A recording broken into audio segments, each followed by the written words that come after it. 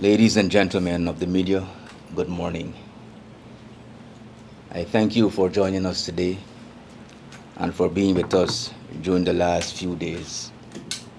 As you are aware, a search and rescue operation was activated on Wednesday, the 6th of December 2023, to locate and rescue all aboard on one of our helicopters. This operation concluded yesterday, Friday, the 8th of December, with the extraction of the survivors and the bodies of those who perished. While we would have held one press conference and provided periodic updates via our social media platform, we have convened this press briefing to update you and the public on what we know and have gathered over the past 3 days. With me here this morning are my Colonel General of Staff, Colonel Ken Lloyd Roberts, my Adjutant General, Colonel Lorraine Foster, Commanding Officer of our Air Corps, Lieutenant Colonel Mohinder Ramjag,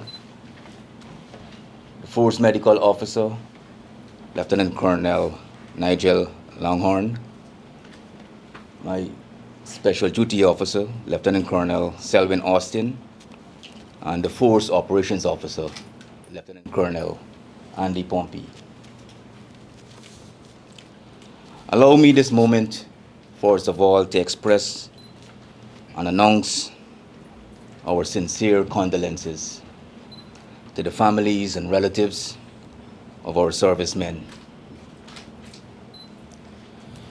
Brigadier Gary Beaton, Colonel Michael Shahood, Lieutenant Colonel Michael Charles, Lieutenant Colonel Sean Welcome, and Staff Sergeant Jason Khan. While this tragedy of the incident has hit us hard, these men, our men who have perished, expect us to regroup and prepare to continue with the mission of protecting our country.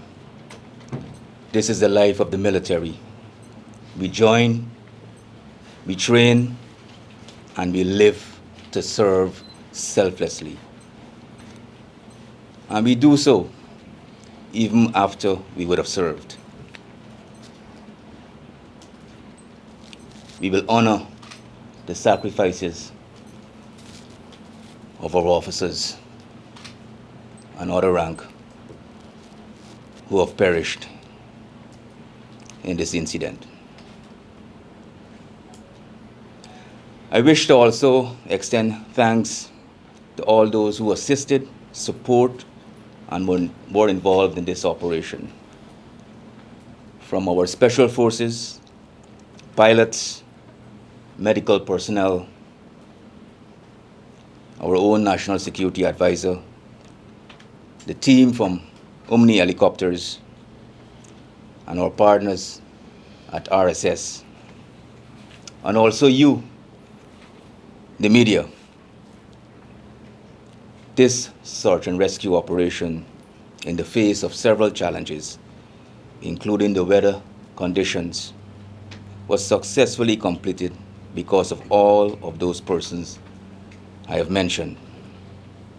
I particularly noted within the media not only your appetite for information, but equally also your vigilance to correct those who were posting and sharing false information.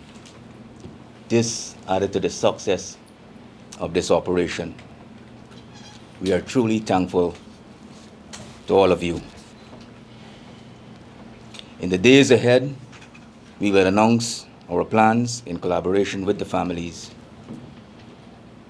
What will be the program activities? relating to the funeral and other arrangements.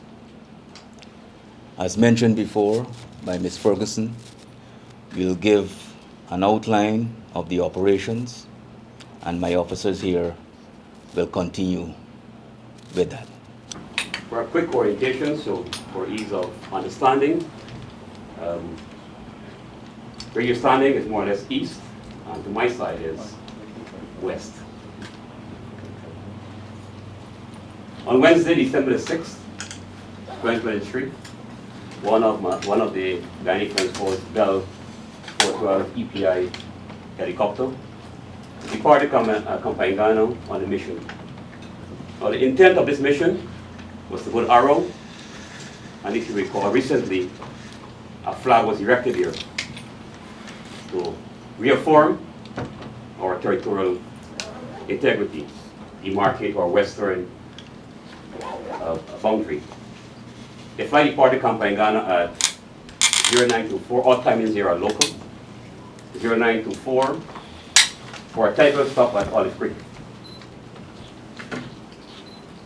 The flight is shown there, Ghana, the blue arrows to Olive Creek, a distance of approximately 144 miles.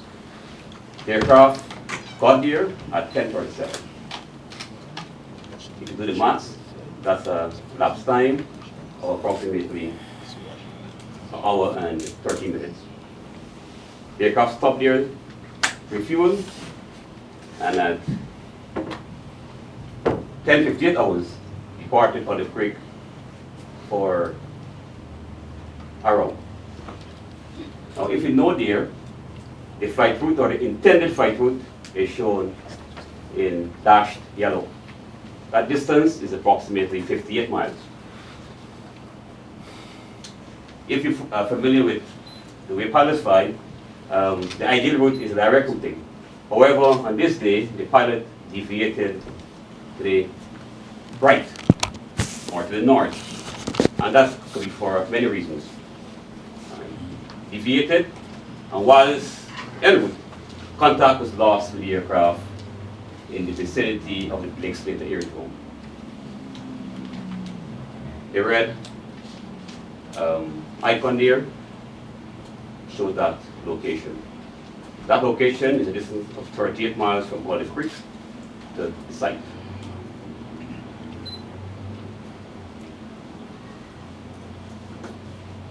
On receipt of this signal, ELT stands for Emergency Located Transmitter, that was received at time shown here, 11:19. And that signal is automatically triggered when the aircraft is subjected to extreme G-forces. On the initiation of that signal, or the receipt of that signal, search and rescue operation was launched. The actions were initiated. That includes activation of our response capability, the establishment of a rescue coordination center at the Timeri Control Tower.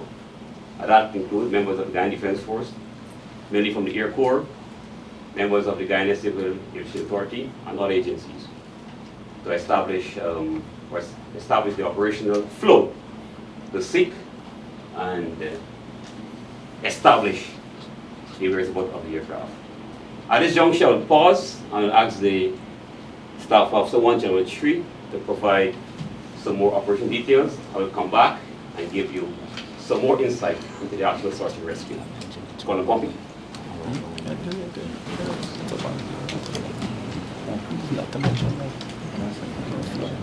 Morning.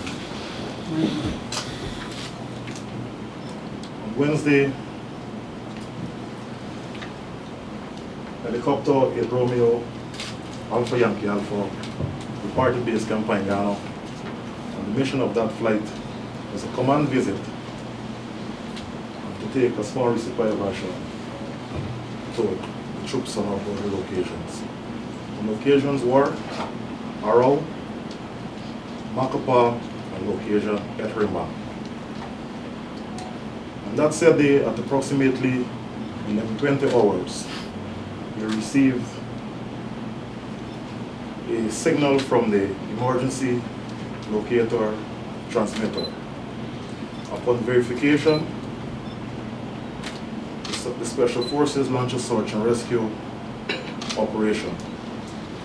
And while they were at Lake Slater airstrip in Region 7, on 2 attempts, they failed to reach the crash site because of the bad weather. And on Wednesday, the operation was suspended. The operation resumed on Thursday morning, and again, after 2 attempts, we were able to insert one of the team 0.8 miles away from the crash site, after which we inserted 2 rescuers with a Omni helicopter. They were inserted with medics and also rationed for the survivors. And as we attempted to extract them on Thursday, bad weather again prevailed. So the rescue team and the rescuers spent the night at the crash site with the 2 survivors and the deceased. On Friday, we were able to continue the mission, even though we had bad weather, and we extracted 2 survivors first, the 5 deceased, the rescue team, all of which were extracted via the GDF helicopter, the Romeo, Mike in the Alpha, via winch. They were all winched out of the crash site, flown to Blake Theatre airstrip, and then transported to Georgetown with the GDF Islander and Skyvan. Presently, we have a rescue team at Blake Slater who will be extracted today. This operation encompasses 3 rotowing aircraft, 3 helicopters, and 7 fixed-wing, total of 10. And we had assistance from the regional security system, Omni helicopters, Guyana Civil Aviation Authority, Air Services Limited, Trans-Guyana, the Ministry of Health, in particular the Georgetown Public Hospital Corporation, and a rescue coordination center was established in Tumiri that assisted in the coordination of the rescue effort. In total, approximately 60 persons through various agencies coordinated this operation. So we were able to bring home the survivors and the deceased. Thank you.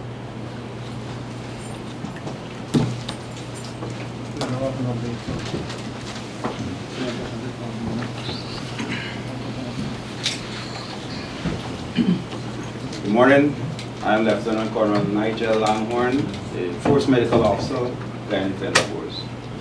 Now, to support this operation, on Thursday, a medical team was inserted into the general area of operation. We established a staging area at the Blake Slater airstrip. Now, this team was comprised of myself, Dr. Isan Reed, who's a major in the Guyana Defense Force as well, Dr. Ivor Semple, along with 3 medics, namely Medic Sabola, Medic Murray, and Daniels. Now, upon arrival at the location, 2 of our Special Forces medics were inserted into the area close to the crash site, as indicated by the D3. And they spent the night there with the survivors. They were able to give us real-time, information or updates as it relates to the health status of the survivors. And of course, provide first aid and other general support to the survivors. Now, on the following day, that is yesterday, we were able to extract the survivors, and further assessment was done at Lake Slater airstrip, where we were located, and they were then transported to Oval Aerodrome. Now, all of this would have been done with the support by the staff of the Georgetown Public Hospital Corporation, namely Dr. Box from the ER department. We had Dr. Rahaman that was assisting, and Dr. Mahendra Karpen, who's also a reserve military officer.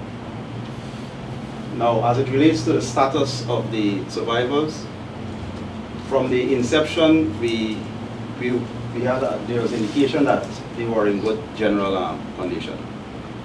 However, upon further examination, namely at Georgetown Public Hospital, we were able to confirm their, what is actually going on with them, and I'm happy to report that there was no injury of significance as per se. They're all in good general condition. I had a visit this morning, and by then they were able to fully examine, do all of the scans and so forth. I had a visit and a talk with the survivors this morning, and they're all in good spirits. Their families are alongside them, supporting them as well. See you here. You want to just... No.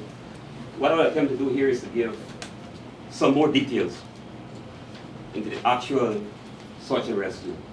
There are a lot of speculations, assumptions, and I wish to clarify that. I hope at the end of this, I will succeed somewhat. Now, if you recall my earlier brief, I mentioned that the ELT signal was received by the American Control Center at 11:19. Immediately, as the Command Officer Air Corps was notified, I informed my Chief of Staff, my Colonel Staff, and also Director General for the Civil Aviation Department. The Skyvan was at Timiri, and that was prepped to commence search and insert search team. Now, I must say, in aviation, whenever there's a distress signal or the report is received, it's a four-prong approach. Right? Locate, you assess, insert, and extract. And that is exactly what was done. The Skyvan was dispatched. I myself took command of the aircraft along with my team in support of my flight operation. And we got to base Slater around 40 minutes after. You may ask why, but weather at Slater was bad, prevailing weather condition prevented an order dispatched. However, an aircraft was at Arishing Airstrip in the Canadian Mazaruni, just off of Olive Creek, and that was dispatched. Captain Orlando Charles, I wish to express thanks and gratitude for his expeditious response. He did that, and he got airborne at 11:30. He went overhead, but because of bad weather again, he could not come down. The elevation of the cross side is 3,000 feet. He cannot get down. Skyvan got there, and immediately en route, I attempted to do a survey. Again, I couldn't get down because of low flood coverage. I want to illustrate that. We can see this is a topographical map that gives you an idea of the topography of the terrain. If you understand our geography, you can see the contour lines there, where the cross site is.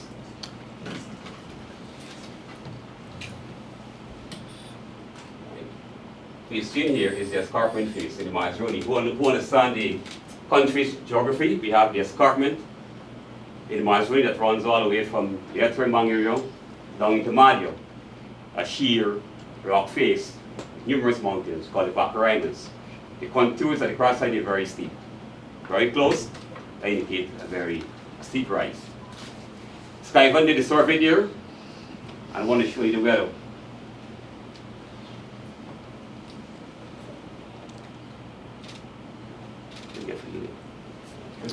Press the Slideshow.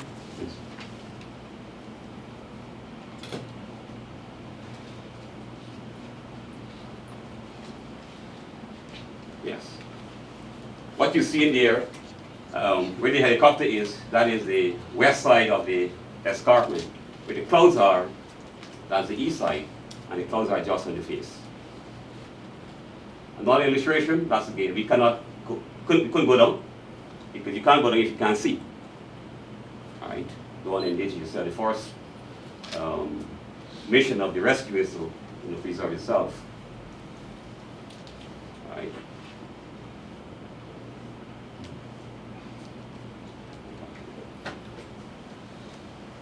During the attempt to locate the site, or to examine the site, on the day when the sky even got overhead, we couldn't go down. So a landing was made at Blake's later. The troops, they were put off, and again, myself and two of my officers, we boarded a Trans-Guyana aircraft, and the service commenced for 30 minutes. Right? Again, bad weather for that day, for the entire day almost, low coverage prevented us from getting low to make a careful or keen assessment. So our attempt to get low to locate the site was not successful. The helicopter was asked to flown in, but because of time and space and the lateness, that was not done. The following day, Thursday, the helicopter was flown in. Skyvan again was flown in, along with the other private sector aircraft, Air Services, Trans-Guyana. And again, I want to extend profound gratitude and appreciation to these operators, Trans-Guyana, Air Services, and Captain Orlando Charles. And also for Trans-Guyana, they hosted us at Big Stater.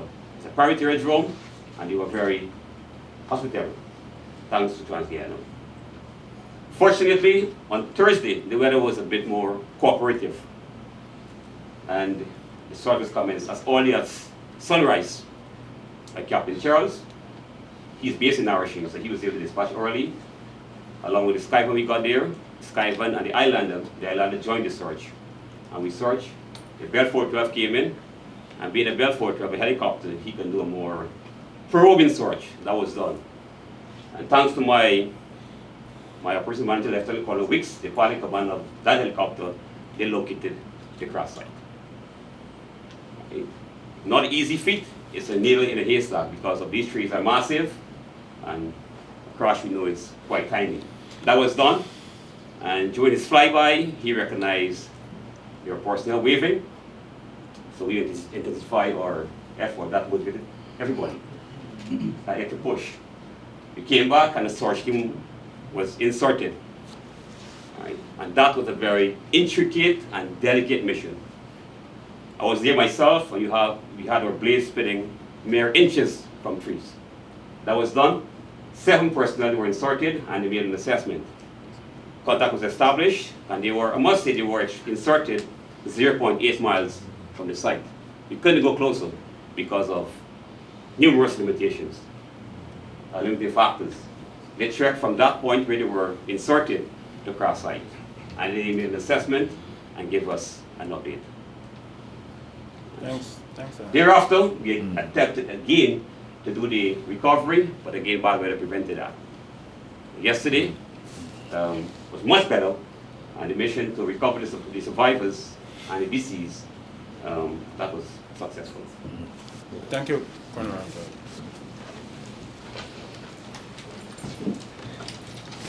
I know there's a lot of questions for information surrounding what we just said. There is a phase now we are going into, which is the investigation phase. And that is outside of the remit of the Guyana Defense Force. We will now have the Guyana Civil Aviation Authority, along with the Guyana Police Force, will conduct their investigation. Because we are part of this operation, we will have to provide the information to those investigators. The process has already started. We have handed over a number of items to the Civil Aviation Authority, and the police also has commenced their investigation. For this particular press conference, we will only state what we know. And I would request that we wait on that investigation to be completed. In this period, I want to remind that we have an imminent threat to our territory. And this particular flight to the border was a command mission to visit our troops, not only Arau, but also Iterengbang and Makapaw. I cannot express how saddened we are that these officers sacrifice service, their lives in giving what this force has been doing for the past 58 years to this nation. We are doing what our predecessors would have done, and we will continue to do this to protect Guyana and to protect the people of Guyana. I thank you for being here this morning. Okay, we now have questions. Travis Chase. We'll start with Travis Chase, please. And then Mr. Chabrol. Morning, Travis Chase, HGP 19 News. Can you say if Black Slate, I believe this is a Blake Slater. Blake Slater is at the Caribou, right? Is it government or privately owned district? One. Two, you said that OMI helicopter assisted in the Amen. Who owns that helicopter, please? All right, I'll ask the CEO. Respond to the first question. Blake Slater is a privately owned airstrip by TransGuyana, and that's 5 miles from the crash site. Omni is a Canadian-owned company conducting operations for ExxonMobil. Thank you.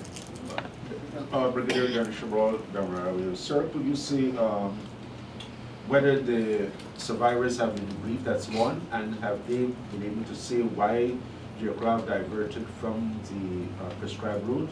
And secondly, through you to Mr. Ramjad, to what extent can the navigational aids aid the pilot to ascertain whether he was coming up close to the escarpment? I understand it's a very sophisticated helicopter. Can the aids provide any guidance to the pilot in this regard, so they could have taken evasive action? Thank you for that question, Ms. Chabrol.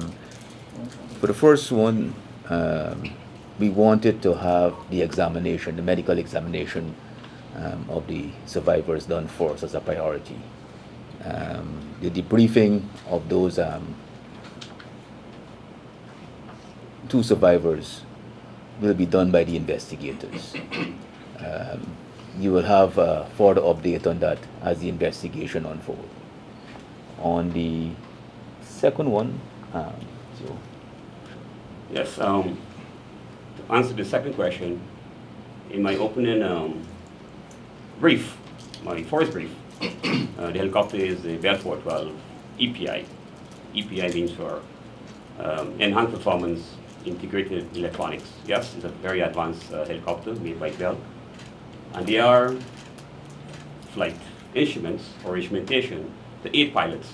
I don't want to speak it at this time, but the aircraft is equipped with what you call a CVFDR, a cockpit voice flight data recorder, that will capture all voice communication and also flight data details, or the airspeed, altitude, etc.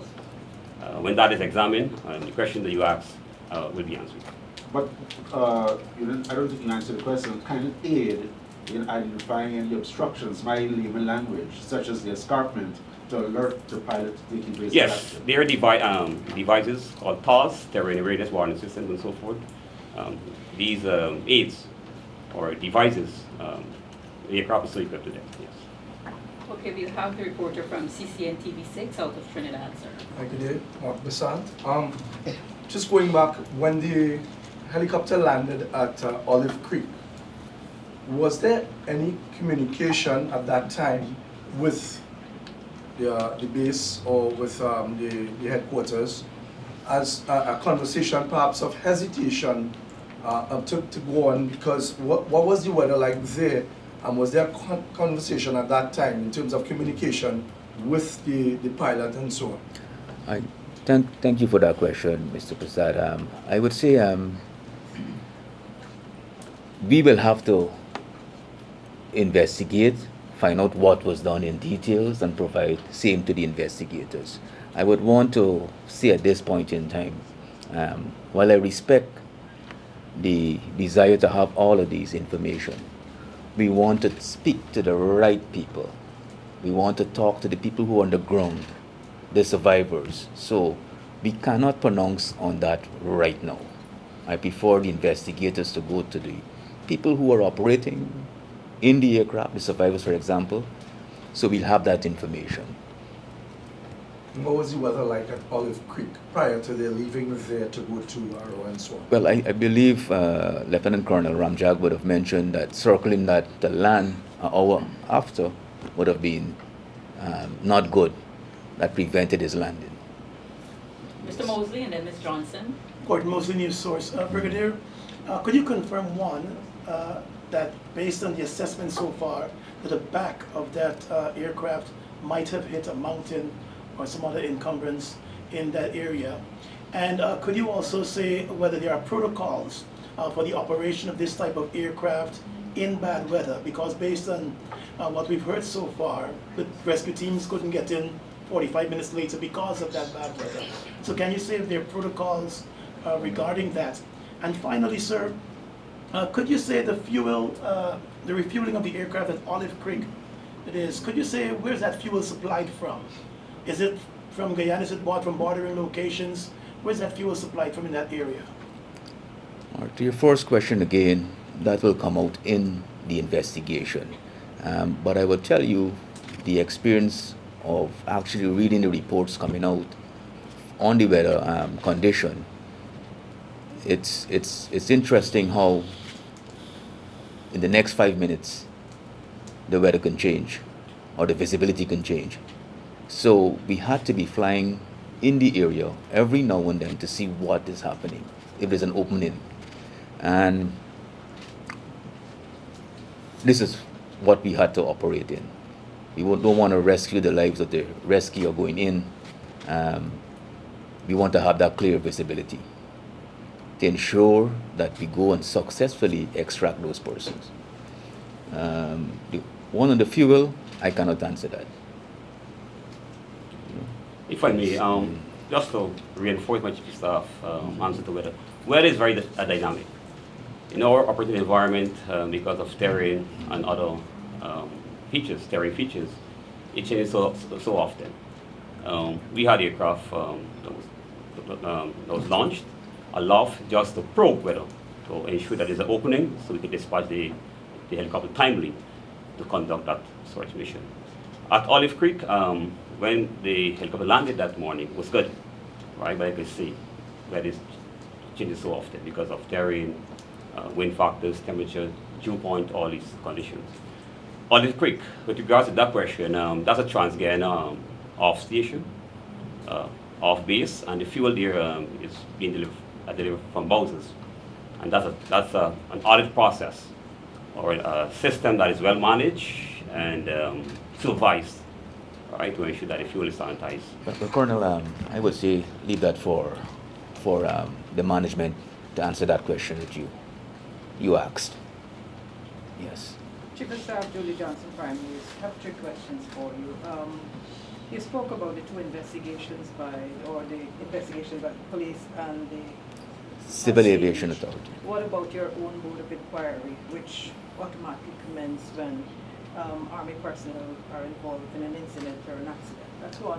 2, could you say through maybe Colonel Jagnander, what was the payload at the time of leaving Olive Creek?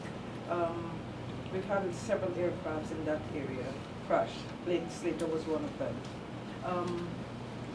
Could you say what was the payload and if the additional fuel may have impacted anything at all in that accident? And the third, what about an external explosion that could have caused that crash? Anything of that sort from your people? Good questions. I will tell you, the Colonel General Staff, we already convened board to be done internally with our own protocols. Certainly this incident has resulted in a loss of lives. we want to know why also within our own system. So a board of inquiry will be done. For your other two questions, yes. With regard to payload, no. If you recall, the crew comprised of 3 persons, 2 pilots and the cabin crew, and 4 passengers. And this aircraft max takeoff weight is 11,900 pounds. We're way below our max takeoff weight on this flight. The other question, the CVR, when that is analyzed, the question you asked will be answered. Sharda, newsroom. Brigadier, good morning. Sharda Bacchus from the newsroom. Could you say at this point in time if there's any preliminary information as to what might have caused the accident? And secondly, is there like one individual that was assigned to head the investigation? If yes, could you say who that person is? Which investigation you're talking about? The investigation into the accident. Well, we have the, I don't know, the Guyana Civil Aviation Authority has their own system. The Guyana Police Force will have their own system. And our internal inquiry will have its own system. So it's safe to say that there are 3 investigations into the accident? We will have an internal inquiry in our own protocols. That's a standard operation procedure for any event that occurred in the Guyana Defense Force. When there's a loss of lives and also the involvement of machinery like and equipment like an aircraft, we don't have the expertise, and you have that governing national body that is responsible for those investigations. And the first question, please. Forgive me, what was it? Any preliminary information at this point as to what might have No, caused the accident? no, we don't have that. And we prefer to wait on the investigation to be completed. If there are no other questions, I'll have Travis again and then Mr. Shabaho. Sir, since you talk about, Sharda asked about preliminary investigation, how or if do you plan to extract the aircraft? That is to be determined. Yes. This will be advised later on the investigation as it unfolds. Or do you plan to? It will be advised. It will be advised. Mr. Shabaho? Good. Brigadier, After Siobhan. just a follow-up, please. Could you at least say then what is the state of the aircraft? You want to pronounce it? The aircraft is badly burnt. There are few remaining parts from, I was not on the actual site, but from report received. Where was most of the burn concentrated? Which part of the plant? Primarily the fuselage area, meaning the body of the aircraft. Okay.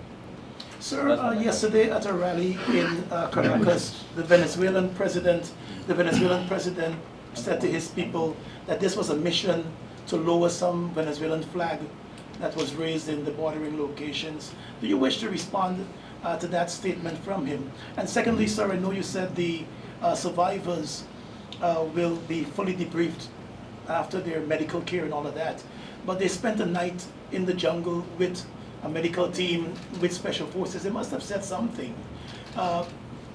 Is there a preliminary report from them on what might have happened? And could you say, based on what we've seen so far in terms of the evidence, whether it shows that any of the officers, the members on board of the aircraft, jumped as it was spiraling down to the ground? Again, Mr. Mosley, thank you for your questions. Very important. We don't have those details, and I don't want to give you any information that I don't know. I want the investigators to complete this investigation. As much as you are concerned, the Guyana Defense Force is concerned. We do not want something like this to happen again. Sir, This is important for us. On the issue of what President Maduro say, there's a lot of things coming out from that. I don't want to comment on that. And But do you I would dispel say, that? I would say, dispel, he said something. That he said it was a mission to lower a Venezuelan flag that was raised in an area. We had a command visit to the border.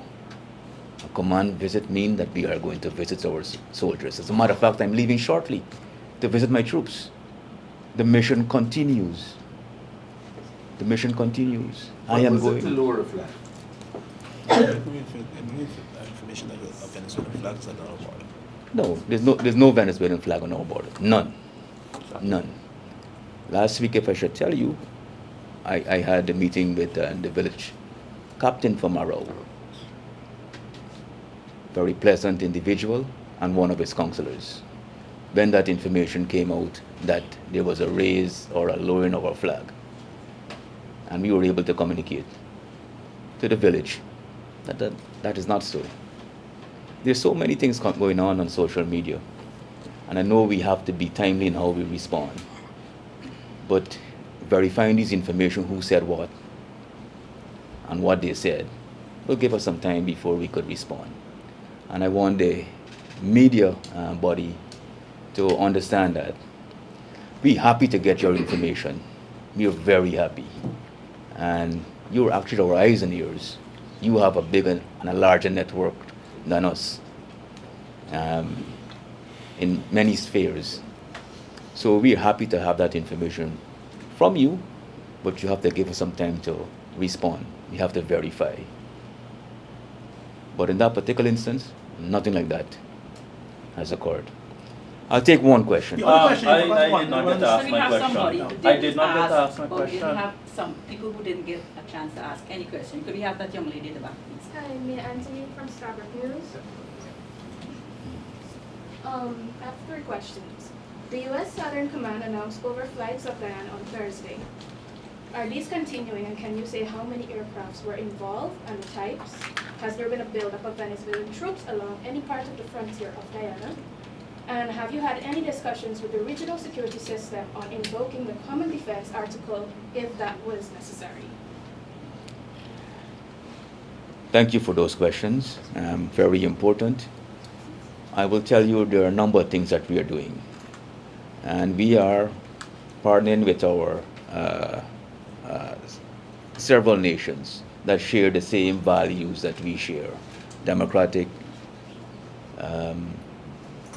that connect us, and how we can collaborate, where peace and stability of this region is our aim. I will not be able to go into the details of that collaboration at this point in time. Thank you for those questions. Mr. Khan, could you confirm that yourself and another senior officer were supposed to be on that flight on Wednesday? There are several flights. Thank you for that question. The flight that crashed on Wednesday? There are several flights that are going into our locations. And we have, for example, the 2 days before Colonel Roberts was in, we had 3 other flights programmed, and we had to reschedule. I'm not too sure what you're asking. I'm asking if you were to be on that flight that left. Are you scheduled to be on that? I am scheduled to go in any flight, Were you and scheduled every to flight. leave on that particular flight on Wednesday that crashed, Mr. Khan? The flight on Wednesday, we were meant to go in. The flight on Tuesday, I was meant to go in. The flight on Friday, I was meant to go in. And the flight today, I'm meant to go in, which I will be going in. Sir, is it GDF rethinking how its senior staff and senior officers go out on these missions? Because I understand that the head of national intelligence was part of this rescue mission at a time like this, rappelling down into the jungle. Can you confirm that, and whether that is something that you would want now at this time when there are other officers who can do that work? Why is the head of national intelligence out there doing that? Mr. Mosley, I will say our force is very versatile. We have different skill sets, and we want to pull the best that we have that could contribute to any mission success. For this particular mission, we did just that. And there are many others who were part of this operation. Is it a breach of aviation regulation to switch seats if you stop to refuel an aircraft? That will come out in the investigation. What is it a breach? Do you know if it's a breach? I don't know. You don't know. So can you answer them, sir? Do you know if it's a breach of regulation to switch seats? I don't know the question we're getting at, but The question is passengers, when the aircraft is loaded, you confirm to us. Let's wait on the investigation. Again, I respect the appetite for information, but allow us to have the real investigators provide these questions. Thank you. Thank you very much. Thank One you. question, please. One Thank you. please. Thank you very much.